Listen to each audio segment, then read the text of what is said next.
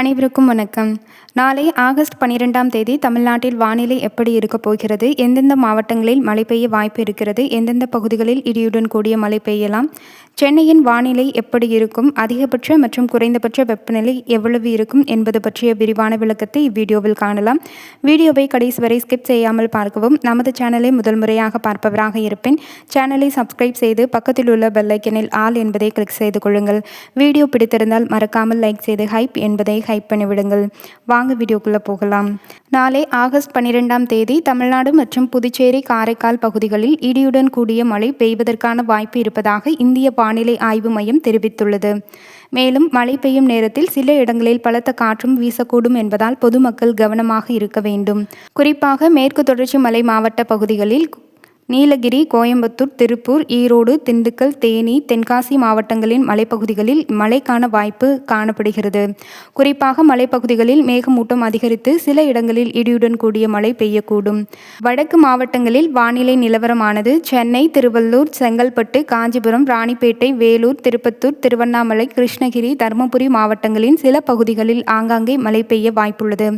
இதில் சென்னையை பொறுத்தவரை மழைக்கான வாய்ப்பு இருந்தாலும் மாவட்டம் முழுவதும் ஒரே நேரத்தில் கனமழை பெய்யும் என்று எதிர்பார்க்க முடியாது. கடலோர மாவட்டங்களில் கடலூர், விழுப்புரம், மயிலாடுதுறை, நாகப்பட்டினம், திருவாரூர், தஞ்சாவூர், புதுக்கோட்டை மற்றும் காரைக்கால் பகுதிகளில் சில இடங்களில் மழை பெய்ய வாய்ப்பு உள்ளது. மழை பெய்யும் நேரங்களில் இடியுடன் கூடிய மழை மற்றும் காற்றின் வேகம் அதிகரிக்கக்கூடிய சூழல் இருப்பதால் பொதுமக்கள் எச்சரிக்கையாக இருக்க வேண்டும். மத்திய மாவட்டங்களில் திருச்சிராப்பள்ளி, கரூர், நாமக்கல், சேலம், பெரம்பலூர் மற்றும் அரியலூர் மாவட்டங்களில் சில பகுதிகளில் ஆங்காங்கே மழை பெய்யக்கூடும்.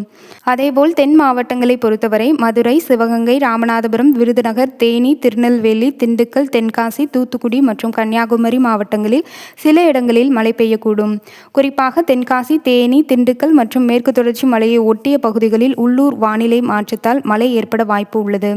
இப்போது சென்னை வானிலை நிலவரம். சென்னையை பொறுத்தவரை நாளை வானம் பொதுவாக ஓரளவு மேகமூட்டத்துடன் காணப்படலாம். பகல் நேரத்தில் வெப்பநிலை அதிகமாக உணரப்பட்டாலும் மாலை மற்றும் இரவு நேரங்களில் வானிலை மாற்றம் ஏற்பட்டு சில இடங்களில் மழை பெய்ய வாய்ப்பு உள்ளது. சென்னையில் அதிகபட்ச வெப்பநிலை சுமார் 35 முதல் 36 டிகிரி செல்சியஸ் அளவிலும், குறைந்தபட்ச வெப்பநிலை சுமார் 26 முதல் 27 டிகிரி செல்சியஸ் அளவிலும் இருக்கக்கூடும். காற்றின் நிலவரம் என்பது நாளை இடியுடன் கூடிய மழை ஏற்படும். சில இடங்களில் காற்றின் வேகம் திடீரென அதிகரிக்க வாய்ப்பு இருப்பதால் பொதுமக்கள் மரங்கள், மின்கம்பங்கள், விளம்பர பலகைகள் அருகில் நிற்பதை தவிர்ப்பது நல்லது. குறிப்பாக இடியுடன் கூடிய மழை பெய்யும் நேரங்களில் திறந்த வெளிகளில் இருப்பதை தவிர்த்து பாதுகாப்பான இடத்தில் இருப்பது நல்லது. மீனவர்களும் கடலுக்கு செல்லும் முன்பு அதிகாரப்பூர்வ கடல் வானிலை அறிவிப்புகளை கவனிக்க வேண்டும். மேலும் ஒரு முக்கியமான தகவல், ஆகஸ்ட் 12ஆம் தேதிக்கு மட்டுமல்லாமல் ஆகஸ்ட் 13ஆம் தேதிக்கும் தமிழ்நாடு மற்றும் புதுச்சேரி பகுதிகளில் இடியுடன் கூடிய பலத்த காற்றுடன் கூடிய மழை பெய்யக்கூடும் என எச்சரிக்கை குறிப்பிடப்பட்டுள்ளது.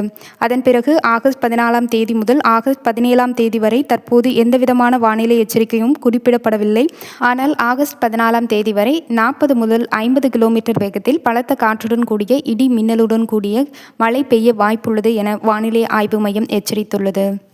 இத்துடன் இத்தகவல் முடிவடைகிறது. இதுபோன்ற தினசரி வானிலை நிலவரத்தை தெரிந்து கொள்ள சேனலை சப்ஸ்கிரைப் செய்து பக்கத்தில் உள்ள பெல் ஐக்கனும் கிளிக் செய்து கொள்ளுங்கள். வீடியோ பயனுள்ளதாக இருந்தால் லைக் செய்து ஹைப் செய்து விடுங்கள். நன்றி, வணக்கம்.